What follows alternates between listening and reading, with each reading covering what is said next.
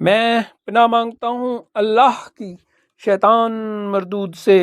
شروع اللہ کے نام سے جو سب پر مہربان ہے، بہت مہربان ہے۔ اے چادر میں لپٹنے والے، رات کا تھوڑا حصہ چھوڑ کر باقی رات میں عبادت کے لیے کھڑے ہو جایا کرو۔ رات کا آدھا حصہ یا آدھے سے کچھ کم کر لو یا اس سے کچھ زیادہ کر لو، اور قرآن کی تلاوت اطمینان سے صاف صاف کیا کرو۔ ہم تم پر ایک بھاری کلام نازل کرنے والے ہیں۔ بے شک رات کے وقت اٹھنا ہی ایسا عمل ہے جس سے نفس اچھی طرح کچلا جاتا ہے اور بات بھی بہتر طریقے پر کہی جاتی ہے۔ دن میں تو تم لمبی مصروفیات میں رواں دواں رہتے ہو اور اپنے رب کے نام کا ذکر کرو، اور سب سے الگ ہو کر پورے کے پورے اسی کے ہو کر رہو۔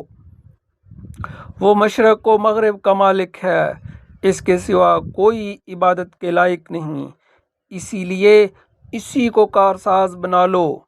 اور جو باتیں یہ کافر لوگ کہتے ہیں ان پر صبر سے کام لو اور خوبصورتی کے ساتھ ان سے کنارہ کر لو۔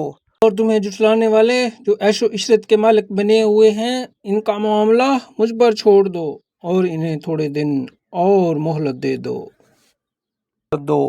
یقین جانو ہمارے پاس بڑی سخت بیڑیاں ہیں اور دہکتی ہوئی آگ ہے، اور گلے میں پھنس جانے والا کھانا ہے اور دکھ دینے والا عذاب ہے۔ اس دن جب زمین اور پہاڑ لرز اٹھیں گے اور سارے پہاڑ ریت کے بکھرے ہوئے تودے بن کر رہ جائیں گے۔ جھٹلانے والوں، یقین جانو ہم نے تمہارے پاس تم پر گواہ بننے والا ایک رسول اسی طرح بھیجا ہے جیسے ہم نے فرعون کے پاس ایک رسول بھیجا تھا۔ پھر فرعون نے رسول کا کہا نہیں مانا تو ہم نے اسے ایسی پکڑ میں لیا جو اس کے لیے زبردست وبال تھی۔ اگر تم بھی نہ مانے تو پھر اس دن سے کیسے بچو گے جو بچوں کو بوڑھا بنا دے گا اور جس سے آسمان پھٹ پڑے گا۔ اللہ کے وعدے کو تو پورا ہو کر رہنا ہے۔ یہ ایک نصیحت کی بات ہے، اب جو چاہے اپنے رب کی طرف جانے والا راستہ اختیار کر لے۔ اے پیغمبر، تمہارا رب جانتا ہے کہ تم 2/3 رات کے قریب اور کبھی آدھی رات اور کبھی 1/3 رات تہجد کی نماز کے لیے کھڑے ہوتے ہو، اور تمہارے ساتھیوں میں سے بھی ایک جماعت ایسا ہی کرتی ہے، اور رات اور دن کی ٹھیک ٹھیک مقدار اللہ ہی مقرر فرماتا ہے۔ اس سے معلوم ہے کہ تم اس کا ٹھیک حساب رکھ سکو گے، اس لیے اس نے تم پر عنایت فرما دی ہے۔ اب تم اتنا قرآن پڑھ لیا کرو جتنا آسان ہو۔ اللہ کو علم ہے کہ تم میں کچھ لوگ بیمار ہوں گے اور کچھ دوسرے ایسے ہوں گے جو اللہ کا فضل تلاش کرنے کے لیے زمین میں سفر کر رہے ہوں گے، اور کچھ ایسے جو اللہ کے راستے میں جنگ کر رہے ہوں گے۔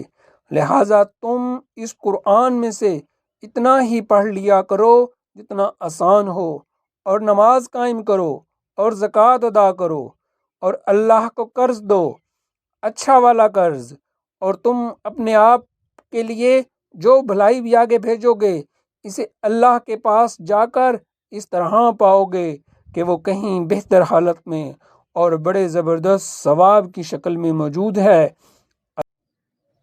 اور اللہ سے مغفرت مانگتے رہو، یقین رکھو کہ اللہ بہت بخشنے والا ہے، بہت مہربان ہے۔